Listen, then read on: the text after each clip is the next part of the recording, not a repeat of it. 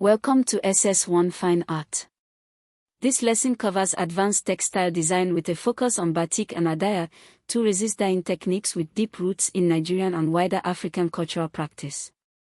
At the SS1 level, students move beyond basic introductions to understand the chemistry, design principles, and cultural significance of these techniques in greater depth. Both Batik and Adire are resist dyeing techniques. In resist dyeing, a resist material is applied to fabric to prevent dye from penetrating certain areas.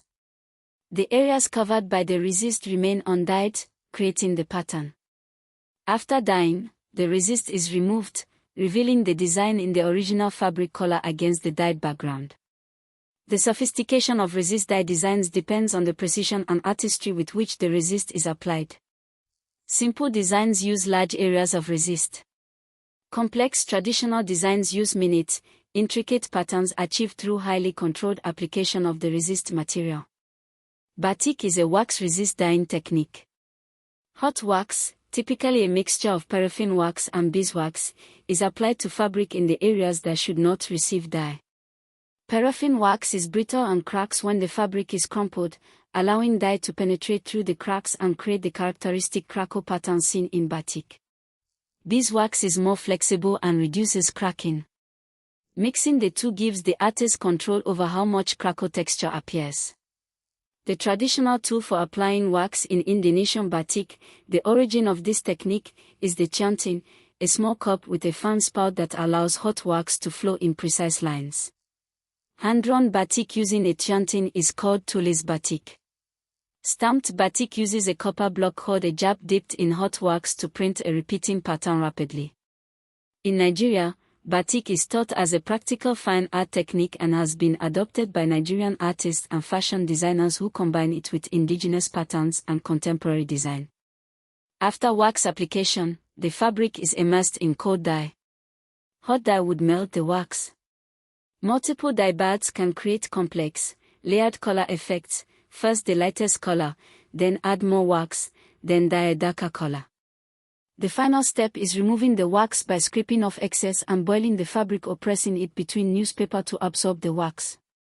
After wax removal, the fabric is rinsed and dried. Adire is a Yoruba word meaning tie and dye. It refers to the traditional indigo resist dyed cloth produced by Yoruba people of southwestern Nigeria, particularly in Ibadan, Abeokuta, and Osogbo. Adire has two main forms. Adire LSO, meaning adire of tied seeds or adire with tied fabric. This is the tie-dye form where the fabric is folded, twisted, pleated, or bunched and tied tightly with raffia or other fibers before dyeing. The tied areas resist the dye and create circular, radial, and geometric resist patterns when untied. The resist patterns in Adire LSO are determined by the folding and tying technique used. Common folding patterns include square folds producing grid patterns, accordion folds producing stripes, and circular bunching producing radial burst. Adire alabe is adire of the needle. The fabric is hand-stitched with raffia using a running stitch to gather and compress the fabric along the stitch lines. When dyed, the stitched and compressed areas resist dye. After dyeing, the stitches are removed, revealing a distinctive line pattern of reserved white areas against the indigo blue. This technique requires great skill and patience. Adire Eliko is the wax-resist form of Adire, using cassava starch paste instead of wax as the resist. The starch paste is applied to the fabric with a feather, a calf stencil, or a chanting-like implement. After the paste dries, the fabric is dyed in an indigo vat. The starch paste is then washed away, revealing the intricate pattern. The most celebrated Adire Eliko designs are the Ibadan cloth, meaning Ibadan is sweet, featuring a map of Ibadan city with traditional buildings, and the Olekan cloth, named for the Yoruba deity of the sea. Effective textile design requires applying formal design principles. Repetition, using the same motif multiple times across the fabric surface, creates rhythm and visual coherence. Symmetry, designing a pattern that is mirrored or rotationally balanced, gives stability and formality.